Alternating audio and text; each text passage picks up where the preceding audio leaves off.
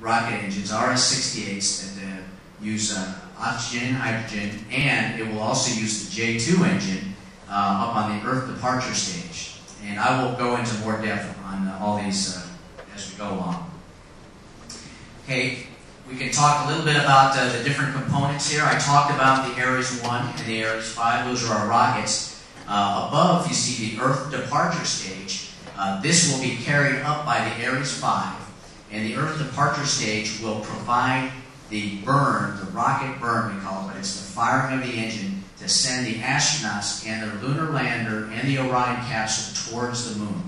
And it takes a lot of propellant to get going that way to push that mass. So that's the job of the Earth departure stage. As you go over towards the right, you'll see that once the Earth departure stage has done its job, it'll be jettisoned, it'll go away, and that package, the Orion and the Altair lunar lander, will continue on to the moon. The Altair will do the lunar injection burn to put the pair in orbit around the moon, and then the Altair lander will separate and land on the moon, while the Orion remains in orbit around the moon. Then, when the astronauts come back, the Orion will return back to Earth.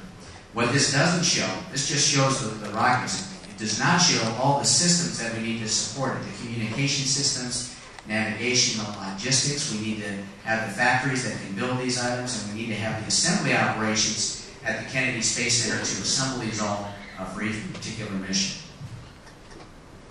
The Ares launch vehicle will use a 5-segment solid rocket booster. I'll talk a little bit about that. The solid rocket boosters, as I mentioned, we use them currently on the space shuttle. The fuel is aluminum oxide, and the oxygen is ammonium perchlorate. So it's aluminum fuel, but when you look at the fuel itself, it is the consistency of a pencil eraser. It's kind of like a rubbery kind of fuel. These are excellent rockets. They go from 0 thrust to, I should have done the translation to newtons, but 3.3 million pounds of thrust in a quarter of a second. So they're almost like that. They go up to full thrust. And they modulate their thrust by the way they pour the rocket fuel in, and they have certain molds to control the burn of the rocket as it goes up. And their job is just to get us through the majority of the Earth's atmosphere. Their job is done at about 150,000 feet. And then they fall off, and we reuse them. They fall off and tumble back to Earth. Parachutes open up. We have ships that recover them. We clean them out and reuse them for subsequent missions. We have the J2 engine, which I described, and that will light for second stage, and that will provide enough of a burn to put the Orion in a good circular orbit around the Earth. Then we have the Orion, and I'll talk more about that also. The Orion spacecraft will be built, well, it is being built first to take us to the International Space Station. That's its first job. So to be able to rendezvous with the space station, much as we do with the space shuttle today, and also the Soyuz from Kazakhstan, or rendezvous with the space station. But then it is also being built to go to the moon and Mars. And so to meet all these requirements requires some specific systems.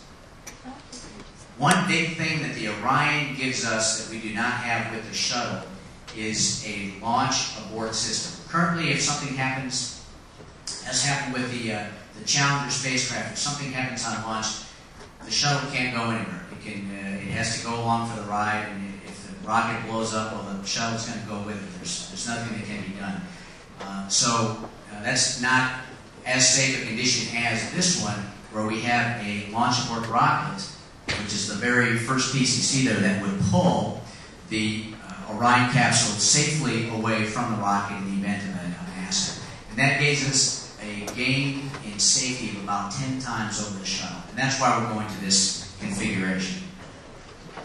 This launch abort system also uses solid rocket motors, and it's got 3 of them. The abort motor, of course, is the biggest. It has to be big enough and powerful enough to pull the Orion away from the Ares 1 rocket. We hopefully will not use that one, but if we do, that's available to us. The one we plan on using is the jettison motor, which I hope to show you later on. But The genesis motor is merely to pull the launch abort system away from the Orion when it's done doing its job. There's a point at which you don't need it anymore. The genesis motor will pull it away. And then you have the attitude control motor, which simply will help steer the abort motor as it pulls away. I'm going to show you a video. We've already tested the abort motor, and you'll get to see this twice, but you can see the characteristics of a solid rocket motor: instantaneous light, a lot of thrust, a lot of power, and then it burns out. So it has kind of a short life, but that's all it needs to do its job. Seven, 6, 5, 4, 3, 2, 1, 0.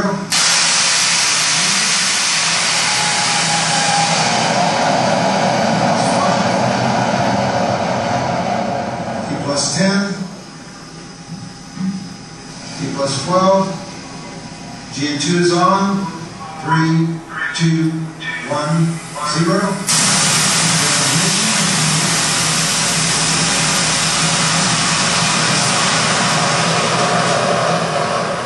Plus 10, T plus 12, GN2 is on.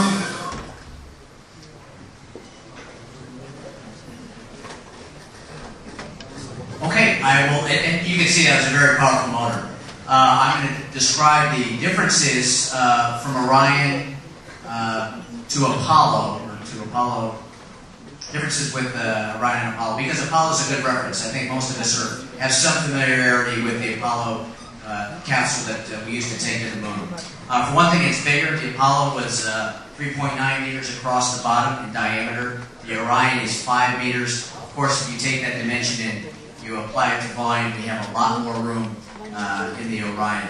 The Apollo had 3 people, room for 3 people. The Orion has 6 to go to station and 4 to go to the moon. For the Apollo program, only 2 of the 3 would actually go to the moon. 1 was required to maintain the command module in orbit. For Orion, all 4 people can go to the moon.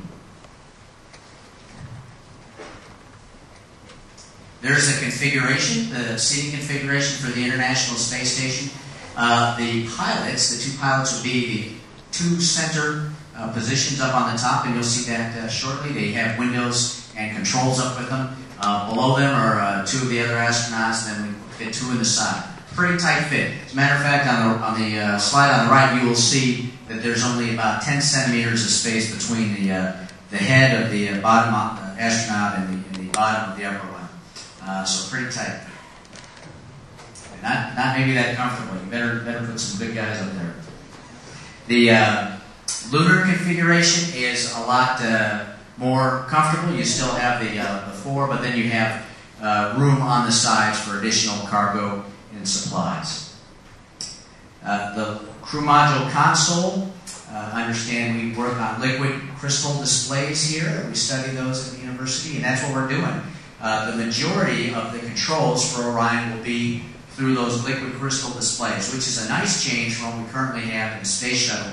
It is a walls full of switches and controls that are very hard to access, particularly if you're in a spacesuit. So this improves our efficiency for the pilots that will be operating. There are some controls that we need to have manually. We always need to have a translational control, which is here, circled here. And the translational control is what we use to move the spacecraft either forward, aft, left, right.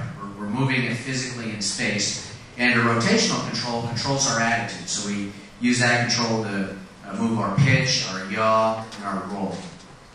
We also have emergency electrical bus controls available to us, and also an emergency radio. But that's it. The rest of it's going to be in those displays. The Orion spacecraft is going to use some technology. Some of it has been developed for shuttle and is newer than the Apollo. And some of it we're developing specifically for the Orion. Visual navigation, we're going to have a visual navigation system, we couldn't do this before, that uses visual landmarks on the moon for precise navigation. That's going to be, it's an important thing for us because on the moon we don't have GPS out there, we don't have Loran, all the things that we have here on the Earth. So